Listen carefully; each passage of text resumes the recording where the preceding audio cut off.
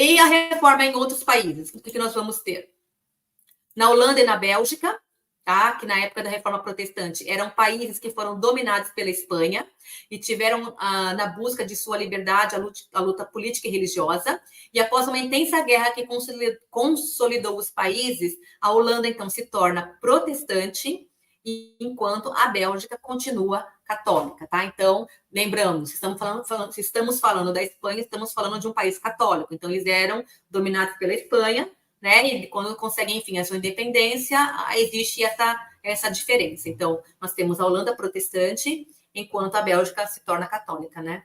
E a partir de 1520 surgiram na Holanda as primeiras influências luteranas e também anabatistas. Os anabatistas fugiram para a Holanda, tá? Da perseguição que eles sofriam lá na Suíça. E muitos holandeses foram influenciados também por Calvino. Bom?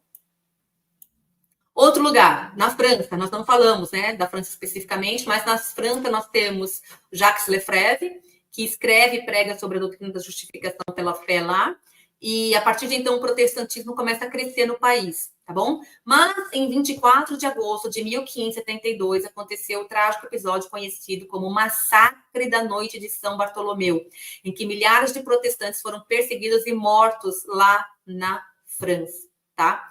Então, procurem depois conhecer, se você nunca ouviu falar sobre isso, essa noite aí, foi terrível.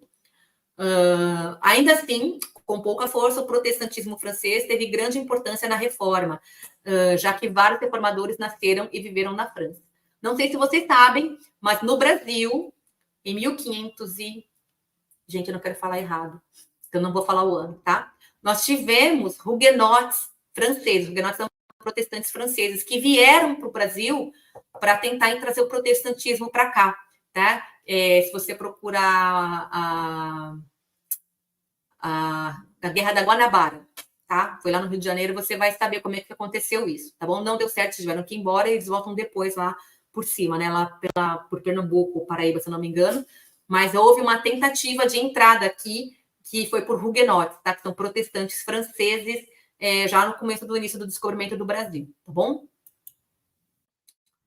Também em Estrasburgo, nós temos duas coisas importantes, dois personagens, né? Estrasburgo, então, é essa cidade que fica entre a França e a Alemanha, e também foi bastante estratégica na época da Reforma. Por quê? O principal reformador de Estrasburgo foi um homem chamado Martin Bucer, tá? Que era um monge, e ele foi profundamente impactado por Lutero, e deixou a igreja romana, casou-se com uma freira, gente, era um tal de padre casar com freira, né?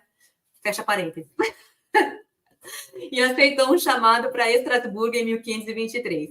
Bucer participou de movimentos importantes relacionados com a reforma, e ele é muito estimado como o terceiro, ao lado de Lutero e de Melanchthon, entre os reformadores na Alemanha. E muita gente nunca nem ouviu falar, mas ele foi bem importante lá, como teólogo, diplomático e erudito, e como conciliador e pacificador entre luteranos e zwinglianos, tá? Como havia diferenças teológicas entre Lutero e Zwinglio, Martin Bucer foi conhecido como um homem que tentava apaziguar ali os ânimos entre os dois e os seus seguidores.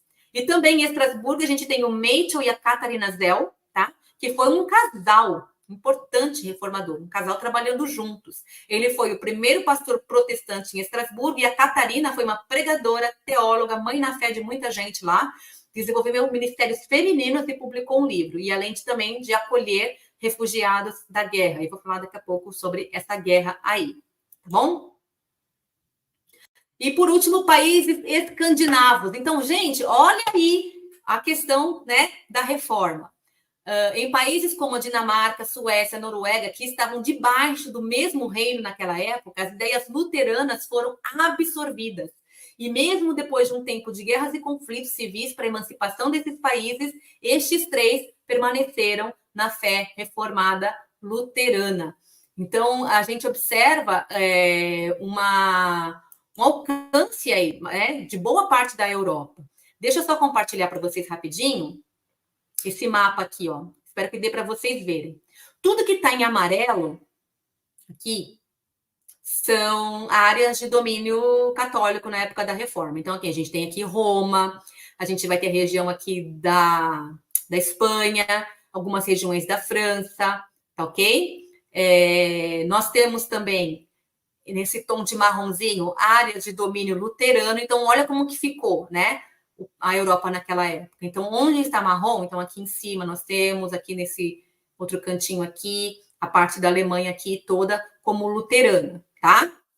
Calvinista, né? Nós temos aqui a Escócia, né? Que eu falei agora há pouco para vocês, e a parte aqui, então, também da Suíça e a Holanda aqui no cantinho, Amsterdã aqui, nesse pedacinho também, tá? E áreas de domínio anglicano, então, principalmente aqui a região da Inglaterra, tá bom? Então, a gente observa aí mais ou menos esse mapa aí de como que teria ficado a Europa por causa da reforma protestante, essa divisão. Aí a gente vai ver que tudo isso aqui deu ruim também, porque gerou guerra, né? Gerou alguns problemas que eu vou falar para vocês já já.